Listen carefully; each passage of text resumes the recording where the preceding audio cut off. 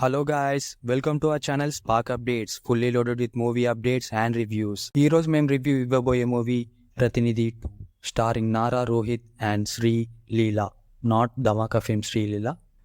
నారా రోహిత్ నుంచి చాలా రోజుల తర్వాత వస్తున్న మూవీ ప్రతినిధి 2. నారా రోహిత్ చేసిన ప్రతినిధి మూవీకి సీక్వెల్ మూవీ ఈ ప్రతినిధి 2. ఫేమస్ జర్నలిస్ట్ అయిన మూర్తి దేవగుప్త గారు డెబ్యూటెంట్ డైరెక్షనల్గా చేస్తున్న మూవీ ఇది.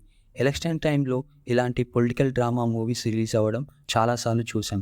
టీజర్స్ అండ్ ట్రైలర్స్తో మంచి హైప్తోనే థియేటర్లోకి వచ్చింది. ఇక మనం మూవీ డీటెయిల్ రివ్యూలోకి వెళ్ళిపోదాం. మూవీ చూశాక నాకెలా అనిపించిందంటే యావరేజ్ భయ్యా. మన హీరో చైతన్ ఒక జర్నలిస్ట్. ఇతను నిజాన్ని నిర్భయంగా చెప్పే ఒక వ్యక్తి. చిన్నప్పుడు తన లైఫ్లో జరిగిన సిచ్యువేషన్స్ వల్ల తను ఒక జర్నలిస్ట్ అవ్వాలని ఫిక్స్ అవుతాడు. ఫ్రీలాన్స్ జర్నలిస్ట్గా వర్క్ చేస్తున్న చైతన్ని ఎన్ఎన్సి ఛానల్ వాళ్ళు తనని సీఈఓ చేయాలని తనని సీఈఓ చేస్తారు. అయితే మన హీరో పొలిటీషియన్ చేసే అక్రమాలను ప్రశ్నిస్తూ వాళ్ళు చేసే దారుణాలను బయట పెడుతూ ఉంటాడు. అదే సమయంలో ముఖ్యమంత్రి మర్డర్ అవుతారు. ఎవరు చేపించారు, సిబిఐ ఇన్వెస్టిగేషన్లో ఏం రుజువైంది, చైతన్ ఏం చేశాడు అని తెలుసుకోవాలంటే మీరు మూవీ చూసి తెలుసుకోవాలి. ఇక ప్రొసీడింగ్స్ విషయానికి వస్తే ప్రజెంట్ ఉన్న పాలిటిక్స్ గురించి అండ్ సిస్టంలో ఉన్న లొసుగుబాట్ల గురించి ఈ ప్రతినిధి 2 మూవీ ఉంటుంది. అలాగే కరప్టెడ్ పొలిటీషియన్స్ గురించి అండ్ ఓటర్స్ల బలహీనత గురించి, ఆ సిస్టంలోని తోపుల గురించి డైరెక్టర్ గారు చెప్పేవి మనల్ని ఆలోచించేలా చేస్తాయి. ఈ మూవీలో పొలిటికల్ డ్రామా అండ్ ముఖ్యమంత్రికి and Nara Rohit and politicians మధ్య సీన్స్ ఇంట్రెస్టింగ్గా ఉన్నాయి. నారా రోహిత్ గారు సెటిల్ యాక్టింగ్తో అందరినీ ఆకట్టుకున్నారని చెప్పాలి. ఇంకా హీరోయిన్ శ్రీలీల కూడా చాలా బాగా చేసింది. తను ఉన్నంతలో క్యారెక్టర్ ఇన్వాల్వ్మెంట్ చాలా బాగుంది. దినేష్ తేజ్ గారు తన రోల్ చాలా బాగా చేశారు. ఇక ఇంపార్టెంట్ క్యారెక్టర్స్లో చేసిన సప్తగిరి గారు, జేషు సేనగుప్తా, సచిన్ కెలేకర్, తనిఖీల బర్ని, పృథ్వీరాజ్ వారి యాక్టింగ్తో ఆకట్టుకున్నారు.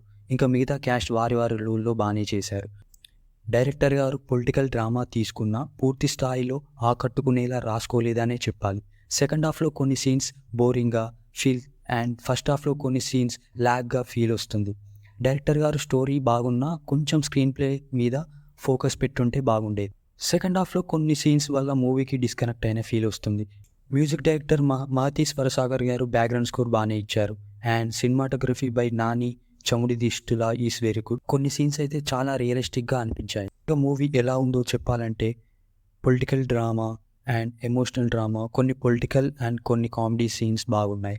పొలిటికల్ డ్రామా ఇష్టపడే వారికి ఒక్క ట్రై వేయొచ్చు. ఈ మూవీకి మేమిచ్చే రేటింగ్ వచ్చేసి 2.5 అవుట్ ఆఫ్ 5.